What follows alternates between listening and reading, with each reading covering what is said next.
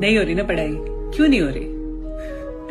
मौत आ रही है ना पढ़ाई करने में। कितनी मुश्किल है भाई पढ़ाई, कितना स्ट्रगल है पढ़ाई में। तो एक छोटी सी कहानी सुनाऊंगी मैं तुम लोगों को, वो भी मेरी लाइफ से रिलेटेड। तो जब मैं नई नई यूपीएससी की तैयारी करने लगी तो उसके लिए मैं दिल्ली आके पीजी में रहने लग गई। तो मेरा जो पीजी था ना, उसके नीचे गार्ड अंकल रहते थे जिनको मैं आते जाते ऐसे नमस्ते कर देती थी। तो शायद मेरा मेंस का टाइम था और उस टाइम ना मैं लाइब्रेरी से थोड़ा लेट आती थी। तो ऐसे ही एक दिन रात को मैं आई तो मैंने उनको नमस्ते की। तो अंकल ने ऐसे ही मुझसे पूछ लिया कि और बेटा कैसी चल रही है पढ़ाई?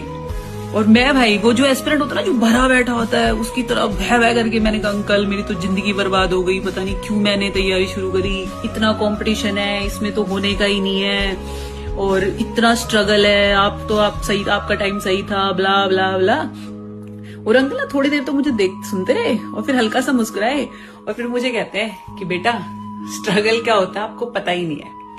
स्ट्रगल वो होता है जब आपको चौकीदारी की नौकरी करनी पड़े और आपको महीने में सिर्फ 8,000 रुपए मिले और उसमें आपको 4 बच्चे पालने पड़े। और ये सब नौकरी, ये चौकीदारी, ये सब कोई नहीं करना चाहता, पर क्या करे, मजबूरी है, जिम्मेदारियां इतनी है घर की। तो बेटा आप जो करना चाहते हो, आप उसकी तैयारी भी कर पा रहे हो, आप उसकी कोशिश भी कर पा रहे हो, ये बहुत बड़ी बात है अपने आप में।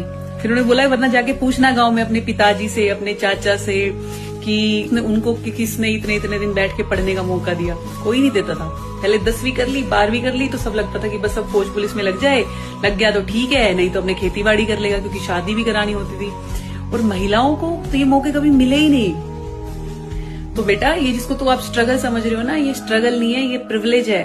और मेरे को ऐसा लगा कि हाँ यार कितनी सही बात है यार, ये वी आर लक्की कि भाई शायद हम वो पहली पीढ़ी है या वो पहली जनरेशन है जिनको ये मौका मिल रहा है कि हम 4-4, 5-5 साल बैठ के किसी भी एग्जाम की, तो चाहे वो यूपीएससी हो, एसएससी हो, नीट, बैंक, आईआईटी, उसकी तैयारी भी कर पा रहे हैं। सही में बहुत बड़ी बात है यार, हम बस इसको फॉर ग्रांटेड ले लेते हैं। तो भाई अपने माँ बाप को थैंक यू बोलो और इसको स्ट्रगल मत समझो, इसको जान पे मत समझो कि मौत आ रही है। सबसे आसान काम है। कल को जब नौकरी करने जाओगे ना तब पता चलेगा कि ये कितना इजी था।